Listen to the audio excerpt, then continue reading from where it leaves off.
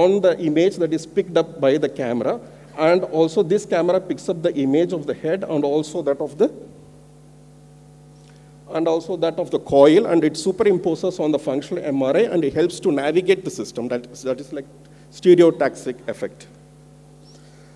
So the other form of non-invasive brain stimulation that I was talking about is the transcranial direct current stimulation, in which 2 electrodes are placed, around 5 centimeter sized electrodes, which are soaked in saline and are placed on the, one electrode is placed over the cortical region or the anatomical area of the scalp, which needs to be stimulated, like the motor cortex in reference, just as I said before, over the M1 region or wherever you want it. And the other is placed on the contralateral side on the supraorbital region. And either of them can be changed into the anode or the cathode, like the anode usually is excitatory and the cathode is inhibitory. And therefore, you can change whether you want to stimulate that aspect of the brain or inhibit that aspect of the brain. You can change the direction of the current and thereby give the stimulus. Again, low duration intensity is given, that is around 1 to 2 milliamperes current is passed, again for 25 to 30 minutes. The advantage of this setup is, as the stimulus is given, the patient can do some activity or a therapy, for example, hand therapy. So there is a synergistic effect of the physiotherapy, that is the movement therapy that the patient performs, as well as the direct current stimulation. In fact, this is the modality which is most commonly used in many of the PMR groups in the United States, whereas the TMS is mostly under research, since there is not much evidence has still been generated. Is there any difference between the two? Yes, there is a minor difference. One, here the weak electric field is formed, but it has a deeper effect. That is the current, direct current stimulation. When compared to the TMS, it has a strong electric field, but it only has a superficial effect. But what is happening inside the brain?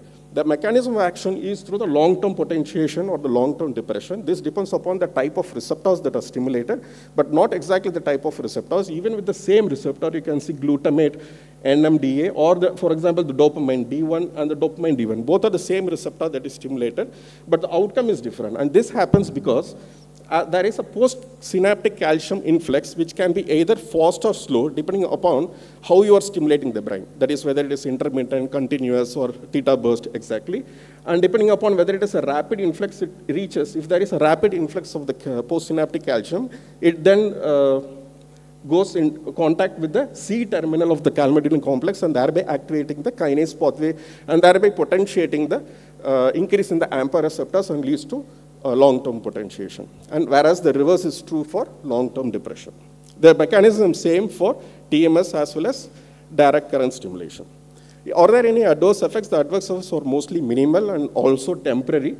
And in direct current stimulation, as expected, some itching is seen, irritation is seen, whereas in the TMS, it's mostly headache, neck pain, cognitive effects, etc. But no significant seizures have been affected. This was a study that was planned in a research lab. Unfortunately, I do not have the results of this study. Probably in the next conference, I will to share it. And in which we planned in chronic low back pain patients, the TMS intervention in the first 4 weeks, and we are looking at what it changes in the corticomotor excitability, thereby changing whether it is crossing any neuroplasticity effects in a patient with refractory chronic low back pain. I will briefly touch upon the spinal cord stimulation because this has been dealt in detail in the previous session by Dr. Sumalata. Basically, it has an electrode which causes stimulation. The stimulation parameters vary depending upon whether you want to use it for pain or you want to use it for locomotion. So what exactly for the pain? You are aware of the gate theory. It happens by the gate theory. And this was brought up by Dr. Abhishek also when the lecture was going on. The transcranial stimulation is now coming into more and more research, and in which the cathodes are placed at the C3, C6 level or at the T11, L1 level, and the anodes are placed at the anteriorly at the iliac crest level. And transcranial stimulation, how it works is that here the intensities are larger, and thereby when the dorsal root horn is stimulated, and through the interneurons, the motor neuron is also getting stimulated. And also these interneurons move up and down, and thereby it helps in spreading that electrical current all along the spinal cord. So this was one of the first few studies which found that when a stimulation of the spinal cord is occurring at the T11, L1 level, this kind of rhythmic contraction of the muscles through the EMG, this was just EMG pickup, not the movement exactly, in a spinal cord injury patient. And even though the stimulus was constant, why the rhythmic pattern is happening, that was what led to the discovery of what is known as CPG, or the pattern generators, or the locomotor pattern generators, or the central pattern generators. And this is the theory behind the use in spinal cord injury. So the parameters will vary for transcranial magnetic stimulation. Basically, there are two different types of frequencies, that is unmodulated and modulated. The modulated has a carrier frequency so that it brings about the same effect of stimulation, that outcome, but at a lesser amplitude, and thereby the patient will not be able to perceive the pain, or rather will be able to tolerate the pain. The adverse effect is that when you stimulate it along with locomotion or any stimulation of the muscles, it can also cause voiding, and if the patient is susceptible for ADs, then he may also have some symptoms of ADs. The clinical application, now coming to how we use the neuromodulation clinical application, it is used in stroke, which is seen in the subsequent topic. We have to be careful about the patient selection criteria, whom to include, whether they are able to participate in the rehab, whom to exclude, like for example, pregnant patients, those who have cardiac pacemakers, etc., will help you to identify the patients. Then in chronic pain, just as that, we also studied the different parameters and the location are used depending upon the condition for fibromyalgia, headache, low back pain, chronic pain, or trigeminal neuralgia. Depending upon the location and the intensity, again, I said the resting membrane, resting threshold, Mortog threshold is used to calculate what stimulus needs to be applied. These are based upon the previous studies. None of this is the indication for clinical use presently. This is what the previous studies had used, which we can further study further to see whether they are actually useful. Again, in spinal cord injury, it has also been studied. This is one study we did. We used neuromodulation of the tibial nerve by using just a TENS machine, and we compared it with oxybutynin, in which we found comparable efficacy. To summarize, presently the TMS is indicated and approved for uses like tremors in Parkinson's disease and in many psychiatric conditions like depression and also. And only the epidural spinal cord stimulator is presently approved for use in pain. A lot of research is being done experimentally for the improvement in motor function, sensory, memory function in cases like stroke or traumatic brain injury, and also in disorders of consciousness. Thank you. Thank you, Dr. Srikumar. Thank you, sir. The floor is open for questions.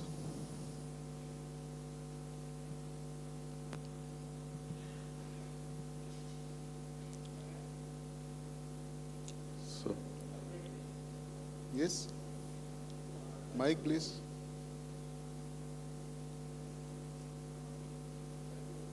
Sir. Thank you, sir. I would like to know for the pain conditions using TMS, for regional pain conditions. Okay. If you have been using for how long? No, we are not using it. As I said, this is being used for only investigational purposes. We are not giving it as a treatment for the patients. We are only using it as a research. For example, in fibromyalgia, we have one project going on. In chronic low back pain, we have one project going on, which is almost finished. Soon we'll be able to publish it. And also one in spinal cord injury is going on, but I am not handling it. It is under Professor Geeta Handa. We are just studying the investigational use of this. All right, the duration, I would like to know the duration ranges, that is what I was saying. The duration is up to, repetitive TMS when you use, it goes up to 20 to 30 minutes. If it is theta burst, it can limit it to 10 to 15 minutes. Sorry, I would like to know the number of sessions. Number of sessions, yeah. We usually give it multiple sessions over a week, like up to at least 4 weeks period. Up to 6 sessions. How many sessions per week? Yeah, up to 6 sessions per week. Thank you. Yeah.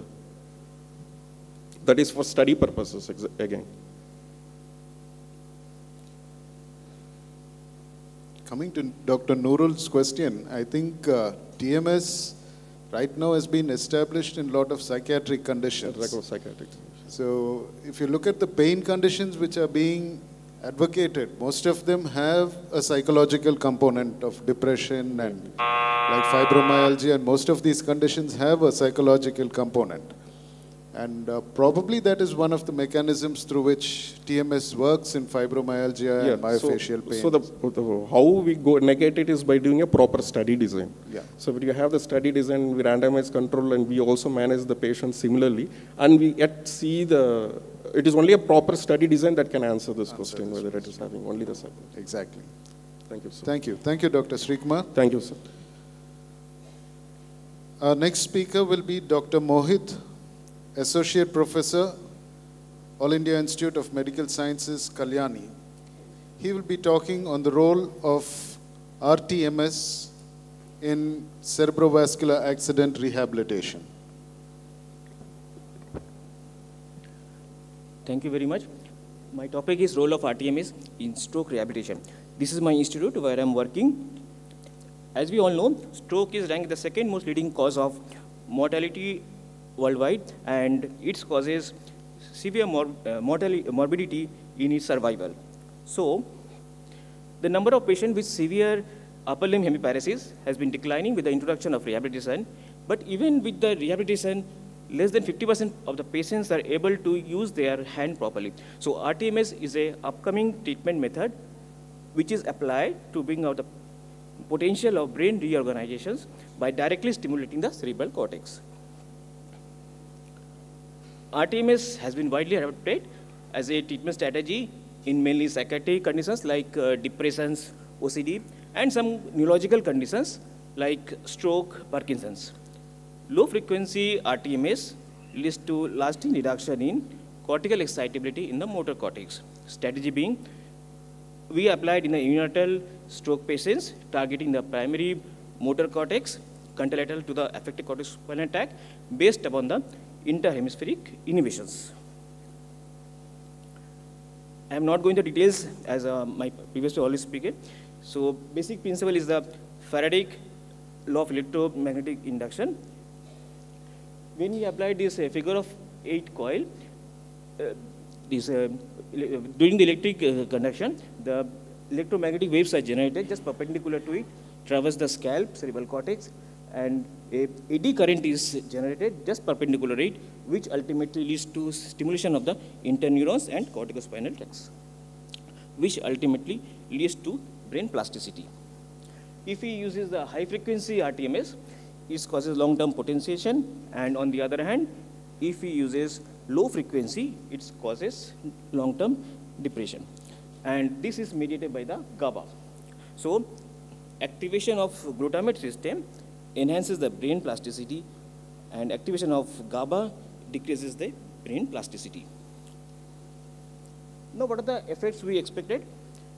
Conventional low-frequency RTMS can lead to modest to short-term benefit on motor functions of the parietic hand, and complex motor skills, such as those performed by the hand and wrist, improve significantly with the low-frequency RTMS. And in case of lower limb, there is studies found that reduction in the spasticities. As per studies, it is shown that RTMS increases the brain plasticity, and that to be optimal if combined with the intensive rehabilitation. So the combination of RTMS and intensive rehabilitation enhances the beneficial effect of each intervention procedure. Now, details of the procedure, we are using the figure of 8 coil, stimulation site being the primary motor hand area. We are using the low intensity RTMS. In the unaffected side, we given the each session for 20 minutes for 2 weeks.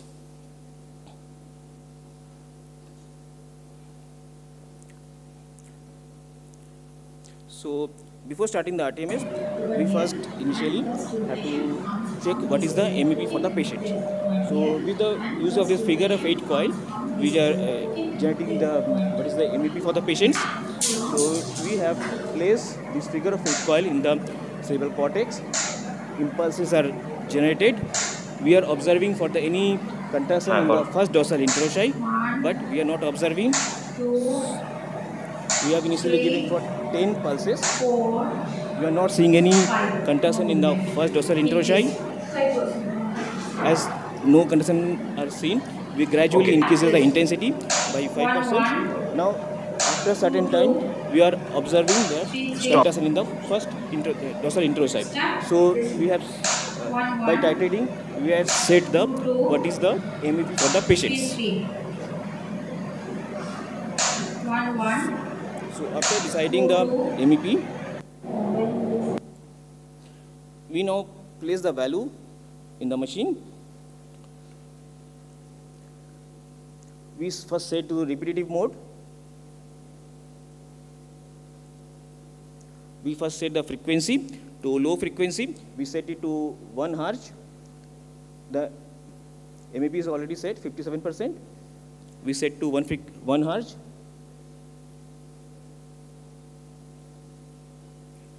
Then we set the train of frequency. we set to 60. Now our machine is ready to run.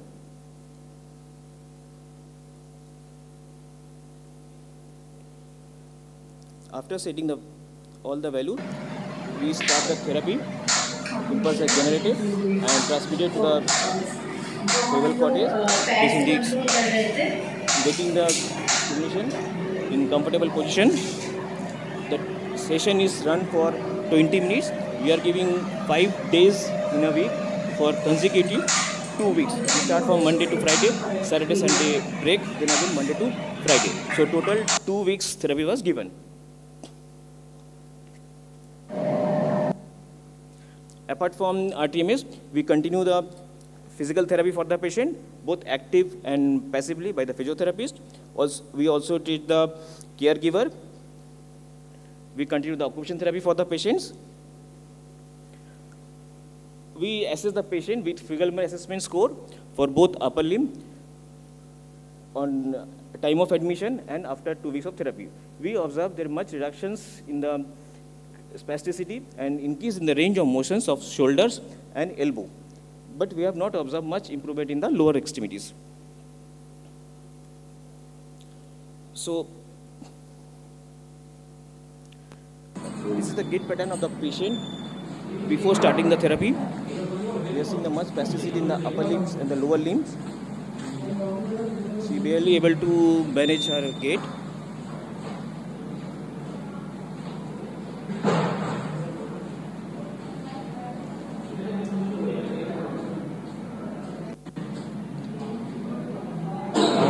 After 2 weeks of therapy, the spasticity in the upper limbs much reduced. She was able to manage his gait.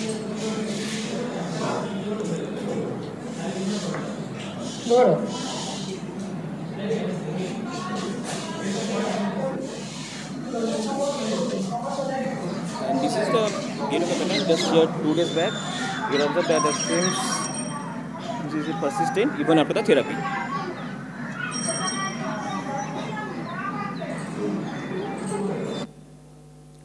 As per literature support, apart from the major seizure side effect, some patient experiences headache and fatigue, but no serious convulsive seizures are reported. It is found that low frequency RTMS is superior than high frequency, and the main thing is that the effect is mainly depends upon the site of stimulations, the method, lesions, and interventions time. If you come with the RTMS with the lower limb, the two difference. First is the difference in the localization between the lower and the upper limb region, as known as painful homunculus and the nerve fiber that does not cause the obsolescence. As in the picture, it is obvious that the first repression of the lower limb, it is much deeper in the cerebral cortex, so we require a special type of coil for the approaching the lower limbs. Now, RTMS in aphasia, as per literature, the therapeutic window for rehabilitation intervention is much wide. So we can approach the patient with even 1 year, 2 year post-stroke. So chronic aphasia, for several years, even after so, there is a possibility that language function will be recovered by conducting appropriate rehabilitation.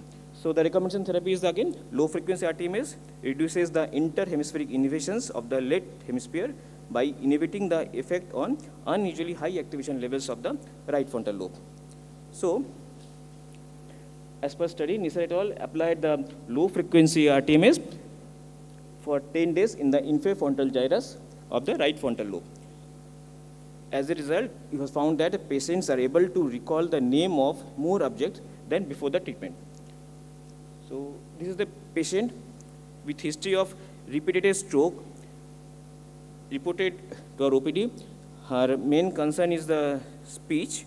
So, given the RTMS, we observe much improvement in the speech, and as she is Anganwadi worker, she can able to take the classes with better speech.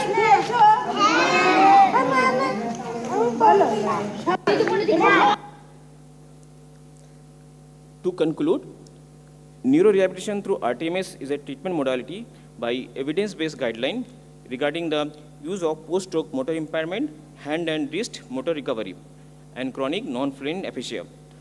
RTMS has shown benefit in stroke rehabilitation, but with limited evidence and a high degree of protocol heterogeneity. So more core studies are required to assess the effect of RTMS. These are my references. Thank you for listening. Thank you, Dr. Mohit. The floor is open to questions. Mike, please.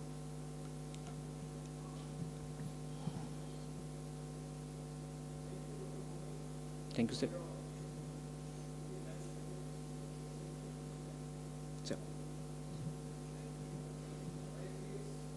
Sir, can you please bring the mic, sir?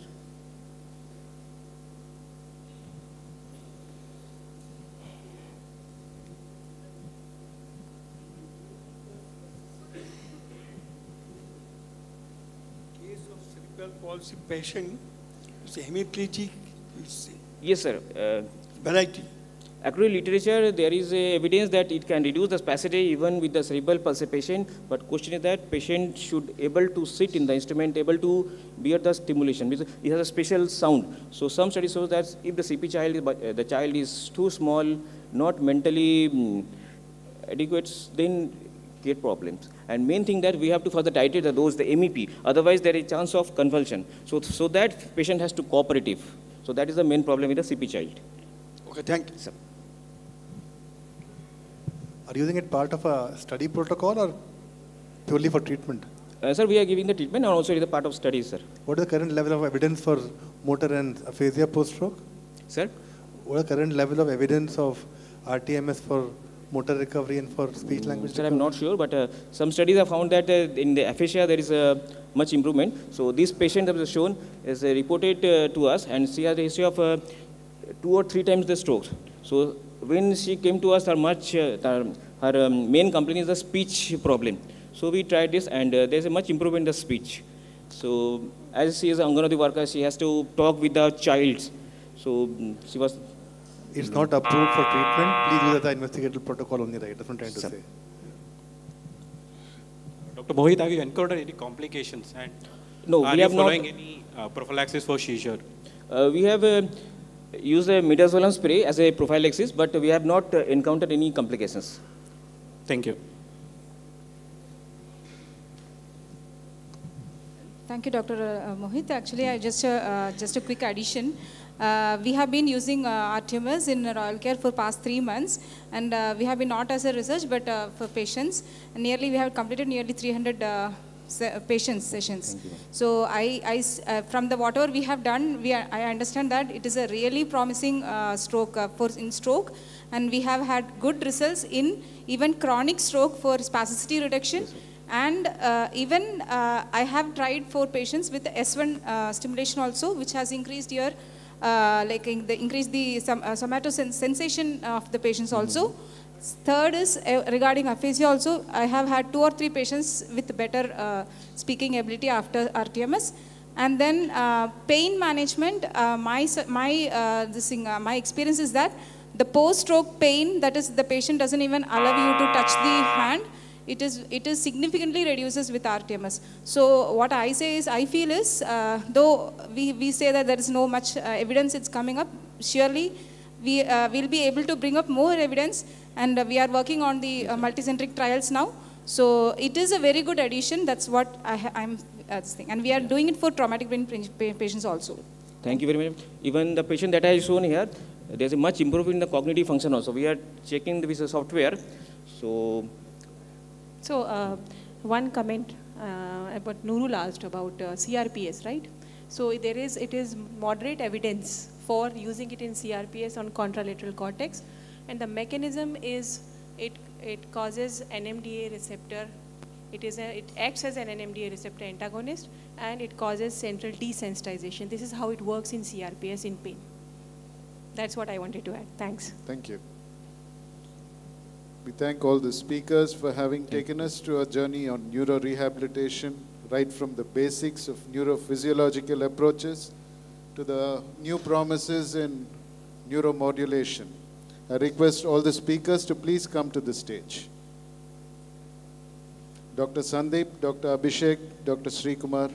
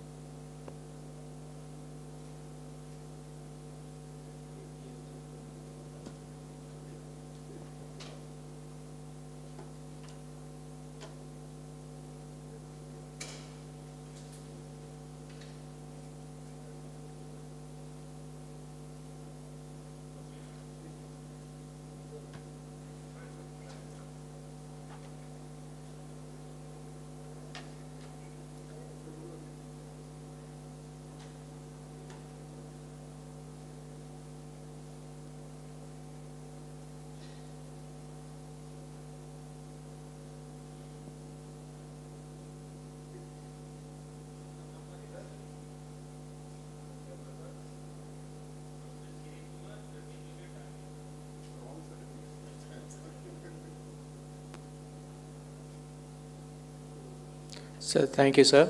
Now I request Senior Physiatrist Ramachandran sir to honor the chairpersons, Dr. Edmund Digato and Dr. T.J. Ranganathan sir.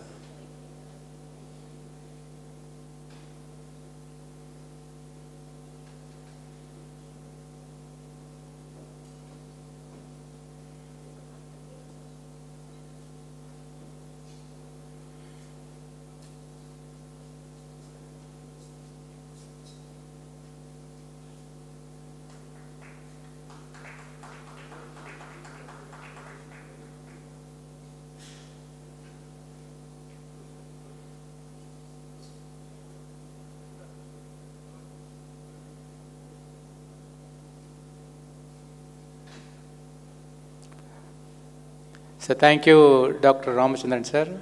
Thank you, Dr. Edmund sir. Thank you, Dr. T.J. Ranganathan sir. So it's time to break for lunch and reassemble in the same place sharply at 2 o'clock, 2 p.m. Thank you.